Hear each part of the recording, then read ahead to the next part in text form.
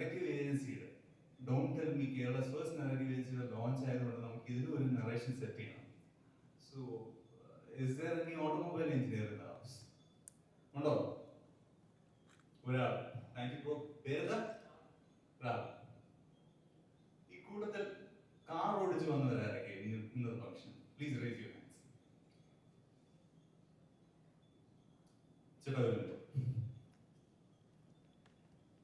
നിങ്ങളൊരു automobile engineer ആണോ? പക്ഷെ കാർ ഓടിച്ച് നിങ്ങളിവിടെ വന്നു. നിങ്ങൾ എന്തുമാത്രം വലിയ റിസ്ക് എടുക്കണം അറിയാം. റോഡിലേക്ക് ഇറങ്ങാം, വണ്ടി കേട്ടാവുക, അവിടെ പറ്റുക, ജീവൻ വരെ പോവാം. മുട്ട റിസ്ക് ആണ്. ഓട്ടോമൊബൈൽ എഞ്ചിനീയർ നിങ്ങൾ എങ്ങനെ വണ്ടി എടുത്തു? Perfect. As a founder, you need not understand what happens within your IT system. അതിനകത്ത് എന്തുകൊണ്ടോ നടക്കുന്നത് നിങ്ങൾ അറിയണം. അത് പ്രോസസ്സാണ്.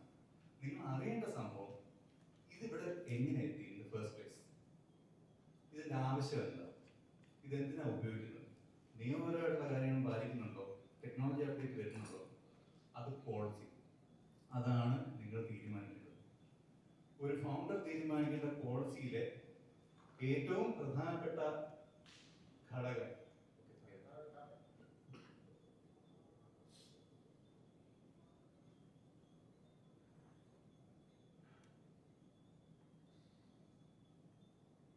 ഞാൻ ഈ പറഞ്ഞത് വളരെ ഗഹനമായിട്ട് സംഭവം. Basics release device hygiene. 2019 വരെ business operations had a very clear style. You login, you go to your office, നിങ്ങളുടെ ബയോമെട്രിക്സോ ആക്സസ് കാർഡോ വെച്ച് ലോഗിൻ ചെയ്യുന്നു, നിങ്ങളുടെ സിസ്റ്റം യൂസ് ചെയ്യുന്നു, finish your work and leave. Covid വന്നതോടെ കളി മൊത്തം മാറി. വർക്ക് ഫ്രം ഹോം വന്നു. നമ്മുടെ നെറ്റ്ഫ്ലിക്സ് ഒരു സൈഡിൽ പ്ലേ ചെയ്തുകൊണ്ട് നമ്മുടെ പേഴ്സണൽ ലാപ്ടോപ്പിൽ ലോഗിൻ ചെയ്ത് ജോലി ചെയ്തു തുടങ്ങി. നിങ്ങൾ as A founder should maintain device hygiene strictly. എന്താണ് ഈ ഡിവൈസ് ഹൈജീൻ എന്ന് പറയുന്ന സാധനം?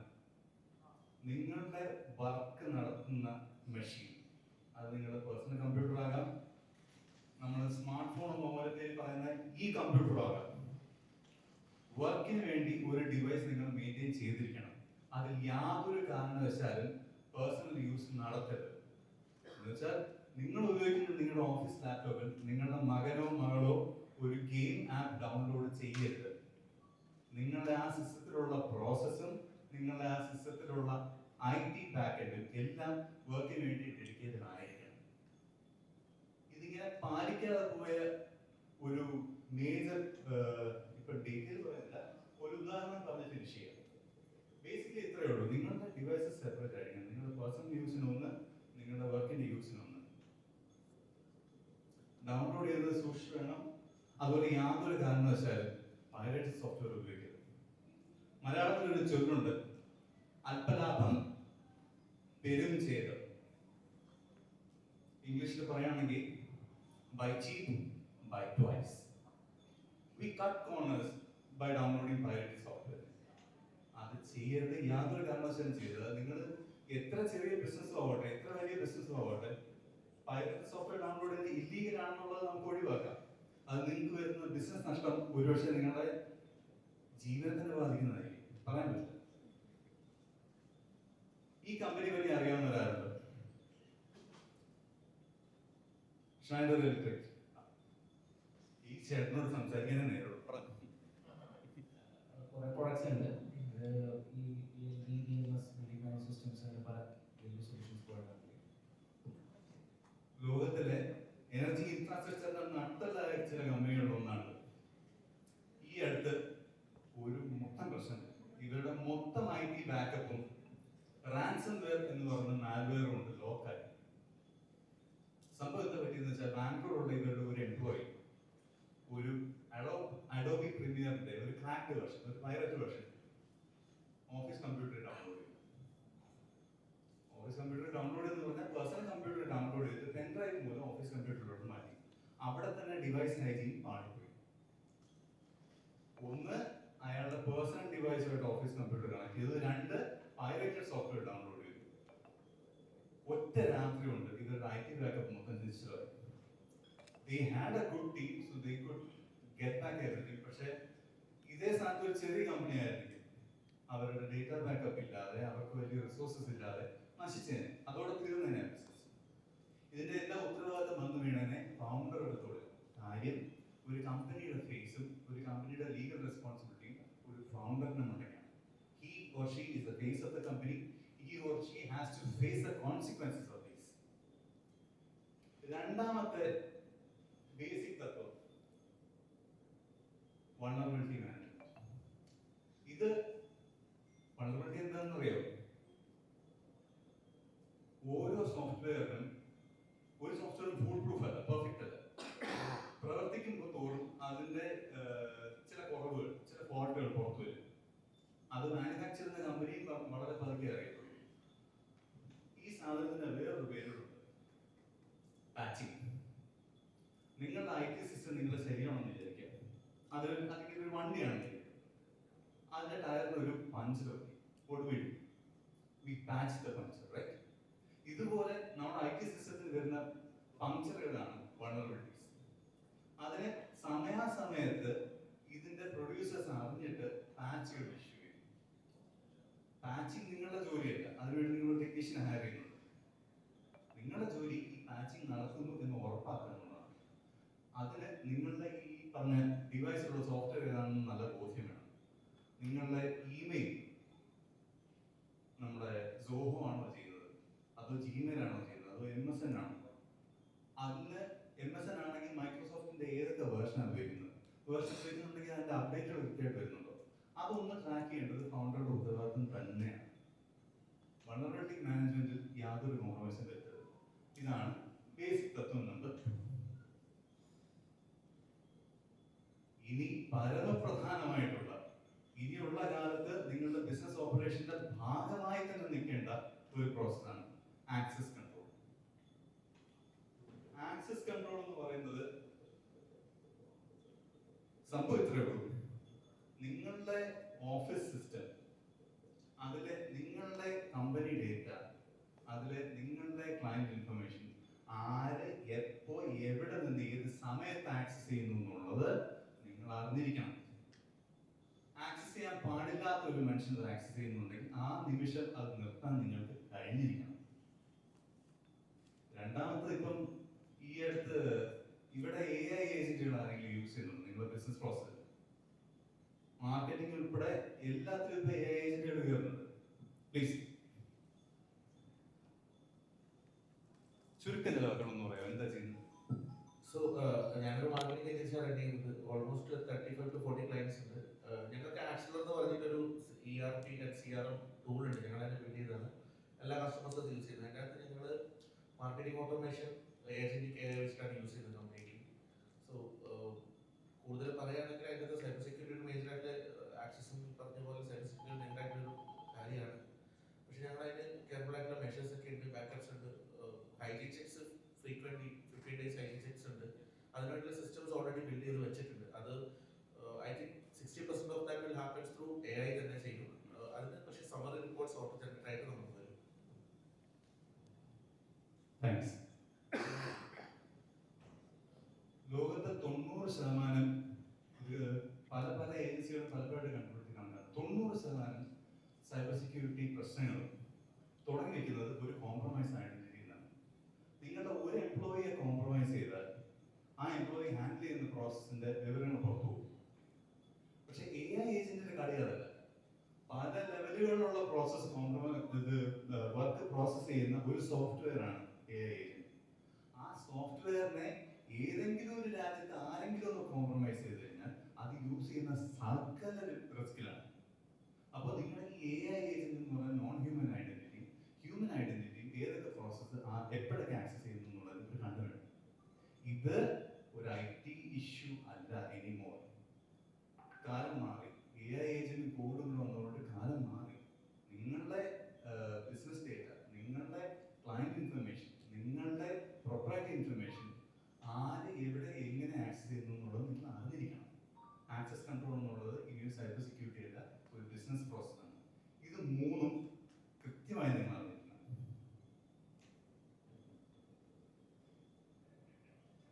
ഈ രണ്ട് കാര്യങ്ങൾ നിങ്ങളൊരു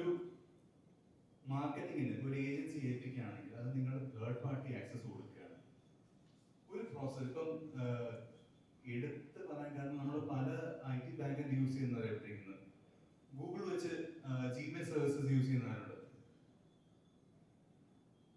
നിങ്ങളുടെ ഡ്രൈവിന്റെ ലിങ്ക് നിങ്ങളുടെ ഏജൻസികളുമായിട്ടോ അല്ലെങ്കിൽ സപ്ലൈസുമായിട്ടോ ഷെയർ ചെയ്യാറുണ്ടോ? എന്തെങ്കിലും ഒരു ഡോക്യുമെന്റ് കൊടുക്കേണ്ടി വരും, നമ്മുടെ ഡ്രൈവിന്റെ ലിങ്ക് ഇതിലേക്ക് അപ്ലോഡ് ചെയ്തോ കൊടുക്കുന്നതെന്ന് വെക്കാം. ഡിവൈസ് ഹൈജീൻ പാലിക്കാത്ത ഒരാളാണ് നിങ്ങളുടെ തേർഡ് പാർട്ടി ഏജന്റെങ്കിൽ അയാളുടെ ഫോണിന്നോ ലാപ്ടോപ്പിൽ നിന്നോ അപ്ലോഡ് ചെയ്യുന്ന ഫയലിൽ കൂടെ മാൽവെയറും കയറും. ഇപ്പോൾ പേടിക്കേണ്ടുന്ന ഒരു സാധനമുണ്ട്, ഇൻഫോ സ്റ്റീലർ എന്ന് പറഞ്ഞൊരു മാൽവെയർ. അത് കയറുമ്പോൾ ഉപദ്രവിക്കത്തില്ല, അതങ്ങനെ കിടക്കും, നമ്മുടെ വേറെ ചോദ്യമുണ്ടിരിക്കും. എന്നിട്ട് ഒരു ദിവസം നമ്മൾ ഉപയോഗിക്കുന്ന ഈ സിസ്റ്റത്തിലെ വളണറബിലിറ്റി നമ്മൾ പാച്ച് ചെയ്തില്ല എന്നുണ്ടെങ്കിൽ ആ വിവരവും ചോദിക്കും. വളണറബിലിറ്റി എന്ന് പറയുന്നത് ഒരു ഹാക്കർ കൂടെ തുറന്ന അതിലാണ്. നമ്മൾ ഡിവൈസ് ഹൈജീൻ പാലിച്ചില്ല, നമ്മൾ വളണറബിലിറ്റി മാനേജ്മെന്റ് പാലിച്ചില്ല, അതിനുള്ള തേർഡ് ഈ ആക്സസ് കൺട്രോളും പാലിച്ചില്ലെങ്കിൽ ഇതിന്റെ എല്ലാം ലീഗൽ ഭവിഷ്യത്തുകൾ ഫേസ് ചെയ്യേണ്ടത് നിങ്ങൾ ഓരോരുത്തരും എന്ന് പറയുന്ന ഫൗണ്ടേഴ്സ് ആണ്. കാരണം you are the face of the company, so you have to face the consequences. ഇവിടെ നമുക്ക് പാലിക്കേണ്ട 2 ലീഗൽ തത്വങ്ങളുണ്ട്, 2 3 ബേസിക് സ്റ്റെപ്സ് എന്ന് പറഞ്ഞു കഴിഞ്ഞാൽ ഇനി 2 ലീഗൽ തത്വങ്ങളെ ശ്രദ്ധിക്കണം. ഒന്ന്,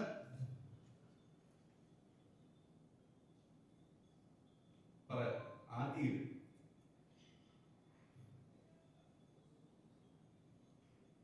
വക്കീലന്മാരാരില്ലേ ഇവിടെ? അറ്റ്ലീസ്റ്റ് വക്കീലന്മാരുടെ കുടുംബത്തിലുള്ള ആരുമില്ലേ? ഒരു ലീഗൽ ഇഷ്യൂ വന്നു കഴിഞ്ഞാൽ നമ്മുടെ നേരെ വരുന്നതിന് ഒരു ക്ലോസ് ഉണ്ട്. നമ്മളായിട്ട് ചെയ്തില്ല, പക്ഷെ നമ്മളാണ് ഉത്തരവാദിത്തത്തോടെ സ്ഥാനത്തിൽ ഇരിക്കുന്നതെങ്കിൽ നമുക്ക് വൈക്കേരിയസ് ലയബിലിറ്റി എന്ന് പറഞ്ഞൊരു സംഭവമുണ്ട്.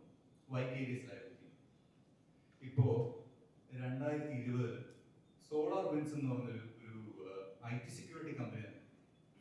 അവരുടെ ഒരു 1 ഡേറ്റ ലീക്ക് നടന്നു. അവരുടെ ക്ലയൻസ് വിവരങ്ങളെല്ലാം ഡാർക്ക് വെബിലെത്തി. നടന്നതെന്ന് വെച്ച് കഴിഞ്ഞാൽ അവിടുത്തെ ഒരു ഇന്റേൺ ഒരു പാസ്വേഡ് സെറ്റ് ചെയ്തത് സോളാർ വിൻസ് 1 2 3 സെറ്റ് ചെയ്ത് അത് കമ്പനിയുടെ ഓപ്പൺ ഡോക്യുമെന്റിൽ ഇട്ടിരുന്നു. ഏതോ ഒരുത്തൻ ആക്ച്വലി അത് ഇൻഫോസീലിന്റെ ഇഷ്യൂ ആയിരുന്നു. ഓപ്പൺ ഡോക്യുമെന്റ് ഇട്ടത് ഇൻഫോസീലർ ചോദ്യം ചെയ്ത് ഹാക്കർമാരെ കണ്ടുപിടിച്ചു ഭംഗിയായിട്ട് ഇറങ്ങിച്ചു. കമ്പനിയുടെ സിഇഒക്ക് രാജിവെക്കേണ്ടി വന്നു. കാരണം ഒരു ഇന്റേണിന്റെ തലേ ഇത് ഇട്ടൊഴിയാൻ പറ്റുന്നതല്ല. കമ്പനിയുടെ സിഇഒ ഉത്തരവാദിയായിരുന്നു. He was the face of the company. അയാൾക്ക് രാജിവെക്കേണ്ടി വന്നു. അയാളിപ്പോ നിയമ നടപടി നേരിടുന്നു ക്ലയൻസിന്റെ അവർ. അതുപോലെ വൈക്കേരിയസ് ലയബിലിറ്റി നിങ്ങളെ ഓരോരുത്തരെയും ബാധിക്കും. നിങ്ങൾ ഈ പറഞ്ഞ 3 സ്റ്റെപ്പുകളും ഡിലിജന്റ് ആയിട്ട് പാലിച്ചിരിക്കും. ഇവിടാണ് നമ്മുടെ രണ്ടാമത്തെ ലീഗൽ പ്രൊവിഷൻ വരുന്നത്. രണ്ടാമത്തെ ലീഗൽ പ്രൊവിഷൻ ഡ്യൂ ഡിലിജൻസ്. നിങ്ങളാലാകും വിധം എല്ലാ സ്റ്റെപ്സും പാലിച്ചു എന്ന് പ്രൂവ് ചെയ്യാൻ കഴിഞ്ഞാൽ നിങ്ങൾക്ക് ഈ വൈക്കേരിയസ് ലയബിലിറ്റി നിന്ന് മാറാം. എല്ലാം നിങ്ങൾ ചെയ്തു. 101% നിങ്ങളുടെ ഡിവൈസ് ഹൈജീൻ പക്കയായിരുന്നു. യാതൊരു വിധത്തിലുള്ള പേഴ്സണൽ ആക്സസും ഒരു പ്രൊഫഷണൽ ഡിവൈസിന് പോയിട്ടില്ല. ഞങ്ങളുടെ വളണറബിലിറ്റി മാനേജ്മെന്റ് പക്കയായിരുന്നു. എപ്പോഴും ഒരു അപ്ഡേറ്റ് വരുന്നു അപ്പോൾ ഞങ്ങൾ വളണറബിലിറ്റി മാനേജ്മെന്റ് പാച്ചിങ് നടന്നിട്ടുണ്ട്. 3, ഞങ്ങളുടെ ആക്സസ് കൺട്രോൾ പക്കയായിരുന്നു. ഞങ്ങൾ എപ്പോഴും ട്രാക്ക് ചെയ്യായിരുന്നു. എന്നിട്ടും ഇത് കടന്നു വരുന്ന അകത്ത് കയറിയെങ്കിൽ അത് ഞങ്ങളുടെ കയ്യിലില്ല എന്ന് പ്രൂവ് ചെയ്യാൻ കഴിഞ്ഞാൽ ഈ പറഞ്ഞ വൈക്കേരിയസ് ലയബിലിറ്റിയിൽ നിന്ന് നിങ്ങൾക്ക് ഒഴിവാകും. സംഭവം വളരെ സിമ്പിളാണ്. ഇത്രയേ ഉള്ളൂ. നിങ്ങളുടെ ബിസിനസ് ഉപയോഗിക്കുന്ന ഡിവൈസ് ഒരുപോലെ സംരക്ഷിക്കണം. അതിൽ വേറൊന്നും ചേർക്കാൻ പാടില്ല. നിങ്ങൾ ഉപയോഗിക്കുന്ന സോഫ്റ്റ്വെയർ എന്തോ നിങ്ങൾ അറിഞ്ഞിരിക്കണം. അതിന്റെ അപ്ഡേറ്റ്സ് കൃത്യമായിട്ട് വെച്ചിരിക്കണം. യാതൊരു കാരണവശാലും പൈററ്റ് സോഫ്റ്റ്വെയർ ഉപയോഗിക്കരുത്. 3, നിങ്ങളുടെ വിവരങ്ങൾ ആരൊക്കെ ആക്സസ് ചെയ്യുന്നു എന്നുള്ളത് നിങ്ങൾ അറിയണം. അവർക്ക് ആക്സസ് ചെയ്യാനുള്ള പ്രിവിലേജിന്റെ വളരെ മിനിമം കൊടുക്കാവും. ഒരു മാർക്കറ്റിംഗ് ഏജൻസിയുടെ ഒരു കസ്റ്റമർ റെപ്രസെന്റേറ്റീവ് നിങ്ങൾ ഡീൽ ചെയ്യാണെന്ന് വെച്ചു, അയാൾക്ക് നിങ്ങളുടെ ഗൂഗിൾ ഡ്രൈവിന് ആക്സസ് കൊടുക്കുന്നെങ്കിൽ ആ ആക്സസ് ഏറ്റവും കുറഞ്ഞ ആക്സസ് കൊടുക്കാവും. 2 ഫയലിന് ആക്സസ് ചെയ്യാനാണ് നിങ്ങൾ പ്രൊവിഷനെങ്കിൽ 3ാമത്തെ ഫയൽ അയാൾ കാണാൻ പാടില്ല. ലീസ്റ്റ് പ്രിവിലേജ് മാത്രമായിട്ട് കൊടുക്കുക. പിന്നെ ജസ്റ്റ് ഇൻ ടൈം ആക്സസ്. നിങ്ങൾ ഒരു ദിവസത്തെ പ്രോസസ്സിന് വേണ്ടിയാണ് അയാൾക്ക് ആക്സസ് കൊടുക്കുന്നതെങ്കിൽ 2ാമത്തെ ദിവസം നേരം വെളുത്തു പോയ അയാൾക്ക് ആക്സസ് ഉണ്ടാവരുത്. നിങ്ങളുടെ ജോലി നടന്നു, ഗുഡ് ബൈ, ഇനി നിങ്ങൾക്ക് ആക്സസ് ഇല്ല.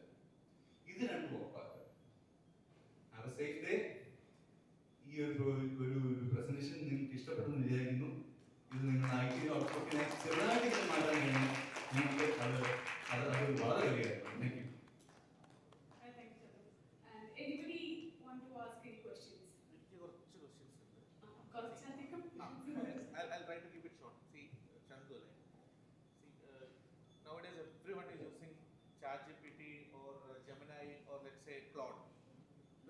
called connectors in cloud. We just actually have to give access to our Gmail or Drive or anything. നമുക്ക് വളരെ പച്ചയായിട്ട് അറിയാം നമ്മുടെ ജിമെയിലും ഡ്രൈവും കംപ്ലീറ്റ്ലി അത് റീഡ് ചെയ്യുന്നു. And all these connectors are build by private companies. ഇത് പറയാർക്കും അറിയാത്തൊരു സത്യമാണ്. എനിക്കറിയാം, I have restricted it. But ഇത് പൊതുവായിട്ടുള്ള ജനറൽ ഓഡിയൻസിന് how can we actually keep away from that? അതെങ്ങനെ നമ്മൾ സേഫ് ആയിട്ട് അത് ഹാൻഡിൽ ചെയ്യും? ബിക്കോസ് ഞാൻ എൻ്റെ ഒരു ലൂപ്പ് കോഡും കാണുന്നില്ല. We can literally, because connectors ഉണ്ട്, അത് ആവശ്യമാണ് to make your prompting experience or എൻ്റെ generation experience, AI experience better. നമുക്കത് കണക്ടേഴ്സ് യൂസ് ചെയ്യണം. വളരെ വാലിഡ് ആയിട്ടുള്ള പോയിന്റ് പറഞ്ഞത്. നിങ്ങൾ ഓരോരുത്തരും, ഞാൻ ഉൾപ്പെടെ ഇടയ്ക്കൊക്കെ ചെയ്യുന്നൊരു മിസ്റ്റേക്ക് അത്, we feed our company information to ChatGPT അല്ലെങ്കിൽ അതുപോലൊരു GPT ഫോമാറ്റ്. അങ്ങനെ ചെയ്തവരാരെങ്കിലും ഉണ്ടെന്ന് കൈവക്കുക ഒന്ന് കാണാം. എപ്പോഴെങ്കിലും ഒരു ഡോക്യുമെന്റ് ഫോമാറ്റ് ചെയ്യാൻ വേണ്ടിയോ അല്ലെങ്കിൽ ഒരു പ്രസന്റേഷൻ പ്രിപ്പയർ ചെയ്യാൻ വേണ്ടിയോ നമ്മുടെ ക്ലയന്റ് ഡേറ്റ, നമ്മുടെ കമ്പനി ഡേറ്റ നിങ്ങൾ ChatGPT ഫീഡ് ചെയ്തിട്ടുണ്ടാകും. ആ ഒരു വിശ്വസിച്ച് പറയാം. ഇനി അത് ചെയ്യുന്നെങ്കിൽ ChatGPT ഈ പറഞ്ഞ കണക്ടേഴ്സിന്റെ ഓപ്റ്റ് ഔട്ട് എന്നൊരു യൂസേജ് ഉണ്ട്, ഒരു പ്രൊവിഷൻ ഉണ്ട്. അത് ചെയ്തതിന് ശേഷം മാത്രമേ നിങ്ങൾ ചേർക്കാൻ പാടുള്ളൂ. കാരണം വെച്ചാൽ 3 തരത്തിലാണ് IT അസറ്റ്സ് ഉള്ളത്. ഒന്ന് ഓൺ പ്രെം, നിങ്ങളുടെ ഓഫീസ് നിൽക്കുന്ന ലൊക്കേഷനിൽ തന്നെ നിങ്ങൾ സെർവർ വെച്ച്, നിങ്ങളുടെ ഇമെയിൽ വെച്ച് നിങ്ങളുടെ വിവരങ്ങൾ അതിൽ വെക്കുകയാണെങ്കിൽ അതാണ് ഓൺ പ്രെം.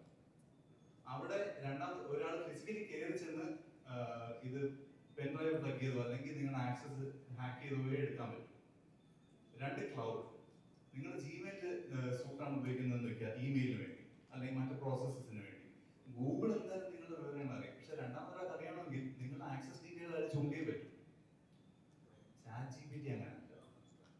ഇവിടെ ഈ എടപ്പള്ളി ജംഗ്ഷനിൽ നടുറോഡിൽ ഇരുന്ന് നിങ്ങൾ പെട്ടെന്ന് നോട്ട് ഇടുന്ന പോലാണ് ChatGPTയോട് നിങ്ങൾ വിവരങ്ങൾ കൊടുക്കുന്നത്. എല്ലാവർക്കും കാണാം, അൺലെസ് യു ഓപ്റ്റ് ഔട്ട്. ഇപ്പൊ ഇതിനെക്കുറിച്ച് ഈ ഒരു കമ്മ്യൂണിറ്റിയുടെ ഒരു മെച്ചം പറയാം. ഇതിനെക്കുറിച്ച് ഡീറ്റെയിൽ ആയിട്ട് പറയാൻ അറിയാവുന്ന 2 പേരുണ്ട്. വിധി മാം, അമൻജി, ഓക്കെ ഫൈൻ. ഒന്ന് എഴുന്നേറ്റ് കാണട്ടെ please. She is your AI person in the group. നമ്മുടെ ഈ കമ്മ്യൂണിറ്റിയിൽ എല്ലാവരും പല സ്കിൽസും കൊണ്ടുവരുന്നുണ്ട്. നിങ്ങൾ AI യൂസേജിനെ പറ്റി എന്ത് ഡൗട്ട് ഉണ്ടെങ്കിലും you freely ask. She is part of our group and she will be more than happy to give you expert tips on that. Thank U.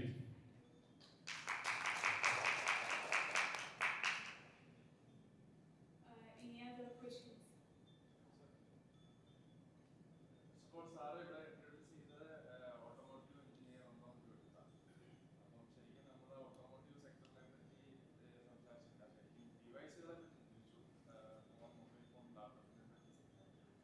ശരിക്കും ഈ ഓട്ടോമോട്ടീവ് സെക്ടറിൽ സൈബർ സെക്യൂരിറ്റിയുടെ ഇമ്പോർട്ടൻസ് ഉണ്ടോ എന്നാണ്. തീർച്ചയായിട്ടും ഉണ്ട്. ഇവിടെ EV യൂസ് ചെയ്യുന്ന ആരുണ്ട്? ഏതാ വണ്ടി? നെക്സോൺ. Next BE6. ഇന്ത്യയിൽ എവിടെയെങ്കിലും ഇത് കണക്റ്റഡ് വെഹിക്കിൾസ് ആണ്. ഈ പറഞ്ഞ 2 നമ്മൾ ഏത് EV എടുത്താലും കണക്റ്റഡ് ആണ്. The basics of cybersecurity is that if it is connectable, it is hackable. എന്റെ വീട്ടിൽ കിടക്കുന്ന ഓൾട്ടോ കുത്തി തുറന്ന് ഹോട്ട് വയർ ചെയ്താലേ പുറത്തു വരും. പക്ഷേ ഇത് നെക്സോണിന്റെ ഒരു മോഡൽ ക്രാക്ക് ചെയ്യാൻ കഴിഞ്ഞാൽ കണക്റ്റഡ് ആയിട്ടുള്ള എല്ലാ നെക്സോൺ മോഡലുകളും അതിന്റെ ഫിംഗർ ടിപ്സിനാണുള്ളത്. ഓപ്റ്റിംഗ് ഔട്ട് സൊല്യൂഷൻസ് ഉണ്ട്, പക്ഷെ അത് എക്സ്പ്ലെയിൻ ചെയ്യാനുള്ള ടെക്നിക്കൽ എക്സ്പെർട്ടീസ് എനിക്കില്ല. But will definitely find out. ഇത്രയുണ്ട്. ഓട്ടോമോട്ടീവ് ഇൻഡസ്ട്രിയിലെ സൈബർ സെക്യൂരിറ്റി വളരെ ഇമ്പോർട്ടൻ്റ് ആണ്. അതുപോലെ തന്നെ നിങ്ങൾ ഒരു ബിസിനസ് ട്രിപ്പിന് പോകുമ്പോൾ നിങ്ങളുടെ കണക്റ്റഡ് ഡിവൈസ് നിങ്ങളുടെ ഓഫീസ് ഡിവൈസ് കണക്ട് ചെയ്യുവാണെങ്കിൽ you losing out on that. There is no device